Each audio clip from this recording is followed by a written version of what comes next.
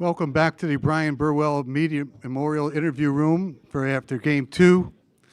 The house rules are simple. Please turn off or silence your cell phones. Wait for one of our two mic holders to reach you before asking a question. If you need to get into the question rotation, please get their attention or mine. If you have a follow-up question, remind the mic holder so she stays with you. Today's sessions are 15 minutes long. Questions may be asked of anyone on the dais at any time. A couple of quick notes from the game that just finished. The Beacons improved to 18-14, the most victories at the school since the 2016-17 season when they won 24. The Beacons are advancing to Friday's quarterfinal round against number 2 seed Bradley. That's a 6 o'clock game. Valparaiso has moved its MVC tournament record to 8-8, including a 2-0 mark against Indiana State. Valparaiso 3-0 this year against the Sycamores.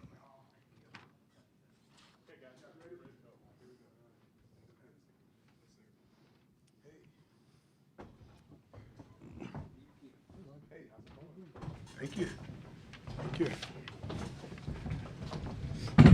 Rakeem Cheney, Brody Whitaker represent the student body for Valparaiso. Head coach Roger Powell Jr. is in the middle. We're going to ask Roger to open up with a statement on the game, and then we'll go to questions for all three of the Beacons on the dais. Roger, please. First of all, really excited for these young men to experience winning here. It means a lot to win a game here. It means a lot to be able to, stay for an extra day and have a chance to compete to get into the semifinal. So proud of them, so proud of the grit that they displayed, the belief, no quit attitude. That's a big staple of our program, and they displayed that. So happy for them to have this moment. I love our fans. Our fans, man, they gave us some juice in the second half, and it seems like it's more fans here than it was last year. So hopefully more will come down tomorrow because we're building this thing, and I know they're proud of what these guys are doing, and they don't want to miss it because this is special. Now going to the game, if I would have looked at the stat sheet after the game and saw we shot 36.8% from the field, 59% from the free throw line, lost the rebounding margin, I would have probably thought we lost that game. But that's a statement to what this team is, who we are, winning ugly basketball games, getting stops when they matter, being down 12, never giving up, never quitting. That's what we've been doing all year. And we've had so many close games. I mean, my goodness, Indiana State's a phenomenal team. Coach Graves does a phenomenal job. I mean, we beat them 3 times this year, and I think it was a combination of probably like 3 or 4 points. Just goes to show how good of a job they do. But we've learned how to finish games. And that's what you got to do at this time of the year. And hopefully we can continue to do it here in St. Louis. Start right here. Thank you. Coach, you now, like you said, you played, you beat them. You've beat this team now 3 times this season. In the first 2 matchups, what do you take from those? Going, okay, we'll scout this guy, this guy. What do you take for the approach there? Each game we kind of had a philosophy of number one, taking away their threes, because when they get to making threes, it's really hard to beat them. Obviously they beat UIC last game and they made 14. Our first 2 games we held them to 4 and I believe 6 threes. So that was a big emphasis. And then when you're focusing on taking away threes, then they get their slips to the basket and they get backdoor cuts and they get all their layups, and it's not comfortable. It's not comfortable because you're looking, man, they just got layup here, they got layup here. But they hit 7 threes and you didn't let their 3-point shooters get off. And that was something that we tried to emphasize on because they space you out and they put you in some very difficult situations defensively. The other thing for us from an offensive standpoint was just, continue to play with our pace and just be physical, crash the glass. I think the second half that really helped us. We got a lot of different second chance opportunities in that second half. So other than that, just do your best to try to beat this team and try to finish, because we knew it was going to be a game like this, and we knew we just had to be able to keep going possession by possession and be able to close it out. Right-hand side, gentlemen. For the 2 players, starting with Brody, what did it take to win this game? Brody, you go first, please. Okay. Man, just a lot of fight, like Coach said. I mean, all year we've been in these close games. Indiana State, like you said, 4-point games. He challenged us at halftime. I kind of got him under control, calmed everyone down a little bit. Had a few things to say to him, got him going a little bit, and we just came out in the second half and played our type of basketball. I think the biggest thing was just trusting in each other, especially like when you get down early and then throughout the game when things just don't go your way, you kind of just lose just continuity. So I think just trusting each other, each media, just staying together. That was our biggest thing. Roger, neither one of them mentioned Sadir Servilis is what it took to win this game. Can you talk about, A, the gamble of going with him down the stretch, the three-point shot, the defense that he played? I mean, I don't think it's a gamble. I think he's doing what we do. I mean, he's a guy that can win games for you. He's proven that. It is just interesting. You know, I was speaking to some of the other media guys, and you know, there's been games this year where we've had 4 freshmen and 1 sophomore on the court in the heat of a Missouri Valley battle. Like, that's just unheard of. And I'm looking at this game, and we got Sadir, Rakim, and JT. It's like these guys never played a college basketball game. Never, better yet, a game in Arch Madness. And it just shows, man, they're tough. They're tough. And, I think the year they've grown so much. And that's one of the cool things about having young guys. You can see them kind of get better as the year goes on. And, it wasn't a gamble for me. That's what Sadir does. And he's done it multiple games this year. And I had a ton of confidence in him. I'll go here first, then back. Coach, you got to just touch on that. What my question was going to be, I was going to talk more about JT. 2 points in the first half and then really turning it up. I think he scored the first 7 in the second half. What kind of did you see in the second at halftime that kind of changed that, and he just kind of came out guns a-blazing in the second half? Well, I mean, first of all, he got 2 quick fouls early, so he couldn't really play much of the first half. I mean, that was tough, and you hate to see him go out early in the game because he's a quality player, and when guys go out like that, you struggle. But I knew he was going to come out in the second half. He usually responds, like these guys said. I challenged him pretty hard in the locker room. I think I broke our clipboard. Probably need to get another one. But I could tell that he was going to come out and have that fire in his eyes, and he did. What can you say about Owen to go through what he went through? I mean, I know you had it with Tyler Schmidt last year a little bit with the mouth guard in, can't talk. Like, what did he do for you tonight? Well, he showed a lot of grit. Obviously, I got to see his teeth, and he has a war wound from the game today. But I'm sure we got a couple good dentists in Valpo area. But he just to be able to come back in and sacrifice for your team. I know it didn't feel great, but he was like, "Coach, I'm ready to go." So I'm really proud of him, and just that's what it takes. I mean, I've gotten concussions and had all kind of things. You just keep going, man, because you want to keep playing in March, and that's the type of selflessness that he displayed today. And then for the players, take us into the huddle before that last play. Just who was the loudest, what was said, and just kind of what was your approach defensively in the final possession? Yeah, I'll let Rock go. I was cramping during that possession, so I wasn't. I heard multiple voices, but we were just able to all settle down at first and just let everybody say something. We were just talking about a different situation we were in at Evansville, just not letting them try to get the shot off in the first place. And once again, Sadir came up with another big stop. Sean got his hand on it, and we were able to tip the ball out, and clock goes down. You see the clock go off, and just celebrate. So that's the biggest thing. Brody, can you answer about that huddle? Go ahead. Yeah, I mean, like I was cramping on the other end, but I mean, I was watching, and I'll tell you one thing: I probably spiked a water ball hard as I could after I saw that buzzer go off. So I'm just happy about it. And then Brody, this could have been your final college basketball game. How do you manage those emotions during the game when it's a 12-point game, something like that? Yeah. Well, my job on the floor is to be a leader, stay calm. I know I was in that position, could be my last game, but that's not. I got to lead these guys. I got to lead them to victory, and that's my mindset when I'm on the floor.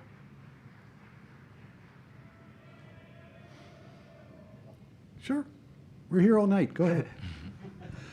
Roger, first thoughts on Bradley. I know you've played him here before. I know you just played him a couple weeks ago. Just what is it going to take to be victorious tomorrow? Oh, I can't wait. I'm so excited for it. beat us a lot in the last couple years, and even before I got here. And you know, being able to beat them at home, I think one of the main things that we were focused on was that we're gonna put up a stop sign, and stop sign was for a lot of things. You know, for Bradley beating us and Drake beating us, and you know, Indiana State beating us, all these teams beating us. Like, we want to put up a stop sign. We want to change the perception of Valpo. We want to start winning these games. So I speak for myself and for these guys. They probably feel the same way. You know, playing against a Bradley in a tournament, you know, having a chance to put up a stop sign and continue to make people respect Valpo, respect the Beacons, respect what we do, respect the tradition with our basketball program. There's a lot of banners in our arena, and I was a part of a lot of those. And obviously Homer and Bryce, they gave me a opportunity. So this game tomorrow is about hopefully having a chance to stop that disrespect, and I think we're getting more respect now because we're winning and we're competing, and it's a beautiful thing. But we still have that underdog mindset. We still have that gritty mindset. So we're going to go and we're going to compete and we're going to battle. And it's probably going to be an awesome game. And they're an unbelievable team, a great coach. But we're just going to keep being scrappy and keep doing what we do. And my final question, Rakim, just your first Arch Madness game, what was that like? Was it just another basketball game? Was it a bigger stage for you? How did you view this one? It was just big for the seniors. You know, I grew up watching Arch Madness. Fred VanVleet actually participated in it, and I remember watching some of his games and just seeing how competitive it was. So now that I'm finally on this stage and actually the one playing in the games, you get the feel for it. In the first half, you know, you see a few shots go in, then a few shots they don't go your way. So then you really get the feel, okay, it's a basketball game. And then later on, you know, when we're down, you look at the faces on the seniors and the other guys, and you like, man, we gotta have a better sense of urgency and win this game. So just in the second half, I just wanted to build more energy and have a better sense of urgency going into the second half, finishing the game off. Got Harry in the back. Emily, thank you.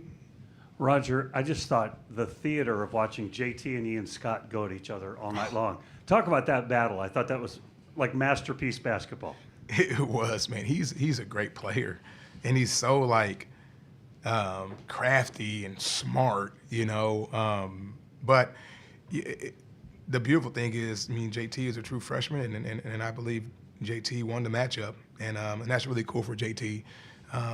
You know, I personally believe that he was the best freshman in this league, the best real freshman. I mean, he was playing high school basketball last year, and what he's meant to our program, and to what the success of this program. I mean, he's a staple for us. So, you know, anytime he has success, I'm so proud, and to be able to go against a really good player like that, come up with the win, and do what he did with the foul trouble in the first half, just shows you how good that young man is. And not to mention, we have another dynamic freshman that didn't get on the all-freshman team, you know, and I told these guys that, like, I was upset about it because, you know, he deserved to be on that team. And I think today he came out and made a statement. Anything else for Valparaiso? Okay, gentlemen, thank you very much. Congratulations. Thank you, guys. The Beacons and the Braves tomorrow, 6 p.m., third game of the day.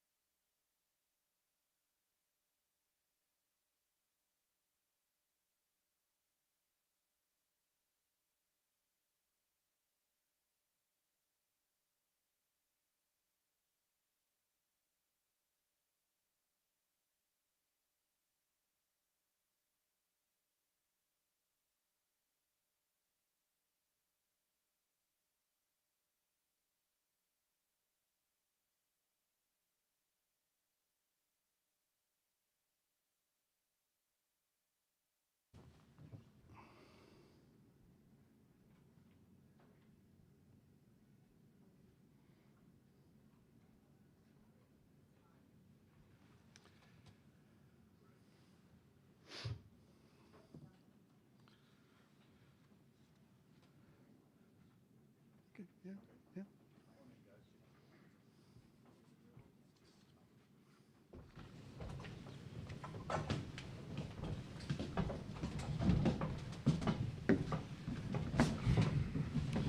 The Indiana State Sycamores are now with us. Head coach Matthew Graves, along with student athletes Camp Wagner and Ian Scott. We're going to ask Matthew to open up with a statement on the game, and then we'll have questions for all three of the Sycamores on the dais. Matt, please. Obviously, congratulations to Coach Powell and Valparaiso. They hard fought game. They hung tough. Made winning plays. When it mattered. And obviously, all three games, we had with them this year, went right down to the wire. It was really, great basketball games, and unfortunately, we were on the short end all three times, but. I thought it was, a really, it was tough. It was, first half, I thought we did some really good things with our physicality, in our scouting. I thought we were really sharp. And then the second half, some things that's plagued us a lot this year, free throw line, not getting there, offensive rebounds, turning the ball over a little bit too much. Ultimately came back to bite us. So, it's like I said, it's a disappointing way to end the season in a game. I thought, we played well for a good piece of it. Start right here. Thank you. Hey, Coach. Just want to touch on the final about 4.5 minutes. No field goals in the final 4:34. Valpo goes on an 8-0 run to close it out. That's been a trend all season. Going into the offseason, what sort of work? I mean, now that you have a full offseason, what's the message to the team? How can this be fixed? Well, I think, in the last 4 minutes, we struggled to generate some looks. They went to more switching five, and, we weren't able to, really take advantage of that. They did a great job of basically keeping the basketball in front and not giving us in any angles to cut, and I thought their physicality, down the stretch really bothered us, and we'll have to look at it and obviously address some of those things through recruiting, through our strength and conditioning program, through how we operate, in the closing minutes. I think when you, unfortunately, when you have the record that we did, you got to look at everything. And I told these guys we had 13 games this year where, in 13 games in conference where it came down to, one possession with under 2 minutes to go, and we won 2 of them. So it's not a them problem. It's a program wide that we got to fix that. Coach, you had a little bit of foul trouble today. Had 4 players with 3 fouls, and everybody on the floor recorded at least 1 foul, but that's a different issue. What are you kind of working on with these players when tell them to play physical without kind of fouling, especially when you see the whistle going? Yeah, and again, I think our physicality has got to be even more. We got to be more physical. We got to play without fouling. But I think a lot of those fouls were a result of us not rebounding the first miss.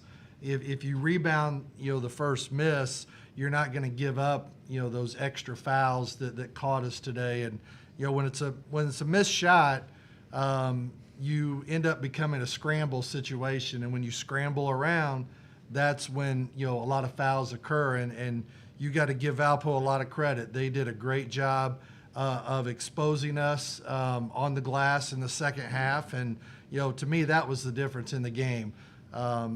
Because their ability to rebound the ball offensively put us in some foul trouble, put them on the free throw line, and it really kind of slowed down the game and made it really choppy as well. Camp, this is your second time here in St. Louis. What going into this? What was the mindset? What was the plan? And what do you take from this now going into next season? Yeah, I think the mindset coming into this one was like you said, we were in 12 close games all year, and we were right there with less than 2 minutes in the game. And I think coming into this, everyone was pretty optimistic that eventually it's going to turn our way. And the fact that that game didn't is pretty, like you said, again, a tough pill to swallow. So, yeah, that was the mindset, is that we can come in here and beat anybody. And I think all year we showed that through the first half scores alone. Like, we had almost double-digit leads on a lot of the teams in the conference, and then ended up going into the second half and losing the lead. So, yeah, it's just one of those things it's really hard to grasp that reality that it's over now. And, like, we thought we had a chance to come to St. Louis and really get it fixed and make a run, and just kind of happened again. Ian, I don't know if this is an appropriate question or not. Coach, you can jump on in if you want to as well, but it felt like you were making a statement out there early in this game that maybe some of us idiots didn't put you on some all-conference stuff. Just your thoughts on, again, the aggressive nature of coming out in this game and just your thoughts on that. Yeah, I wouldn't necessarily say it was a statement. I think it was just the course of the game, letting the game come to me and taking what the game had to offer. I had some early ones go down, and try and get to the free throw line, try and be physical. That was a goal of mine coming into the game, and looking now, finishing the game team wide with 4 free throws. That's something to look back and. It's an unfortunate part. Maybe it's something I should have looked at the game and done better. But yeah. Well, and I want to jump in on that. I'm not going to say idiots, because that's that. Yeah, that. But I will say, whomever all the people that did vote for all conference, there's some real ignorant basketball people there. This young man is a top 10 player in this league, and any coach that says they wouldn't want him on their team, with what he did with scoring, rebounding, assist, leadership, ability to, fight through fatigue. And, we had to play him some as a small ball 5 because of injuries. And, to me, that was the biggest snub, and it wasn't even close, because he's a top 10 player in the league, and you can't tell me that there's 16 guys that are better than this young man. So, I'm proud of him. He came to work every day. He's an absolute winner. And, it's just unfortunate that, he didn't get the recognition that he deserved in that moment. But you know what? He's going to bounce back, because he's a winner, and it's not going to impact what he does in the future, and he's going to do great things. Got 2 more here on the left-hand side. Go. Coach, you had Derek go down in the first half, and just not a great loss, Yeah. And now that it's all said and done with Marcus and Hunter and Derek, how frustrating is that, just to see, you have 3 great big men, and never seem healthy? Well, it's a good question, and it's hard. I mean, every team goes through injuries, but this year, man, it was one of the toughest, in my career, whether as a head coach or assistant coach, because we had Marcus out. Well, we started the year off. Yo missed I don't know how many games there early, 3 or 4 or 5, I can't remember. Obviously Marcus with his wrist, and Derek was in and out of the lineup a couple times. You had the flu game up in Milwaukee.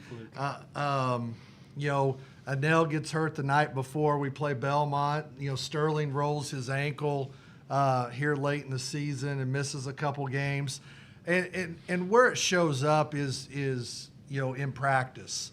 With the ability to get in a rhythm with guys and try and practice well. And that's what made it really hard, especially with those bigs. Because now you're in practice, you've got Ian and Anel trying to play as 5s and not really their natural position at the 4, and it just makes some things choppy. And there was times where you wanted to practice a little bit longer, but you had to use some common sense. You guys getting physically beat up, or if you just had one big, you couldn't run them into the ground in practice. So it was certainly challenging in that respect. We've got 3 minutes to go. We got a question right here. Just a simple checkup, Coach.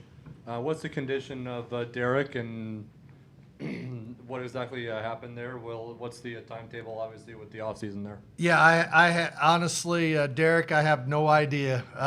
I know he banged knees there. I haven't had a chance to see Michael, our trainer, and speak to him, so I'm not sure what the update is. I apologize.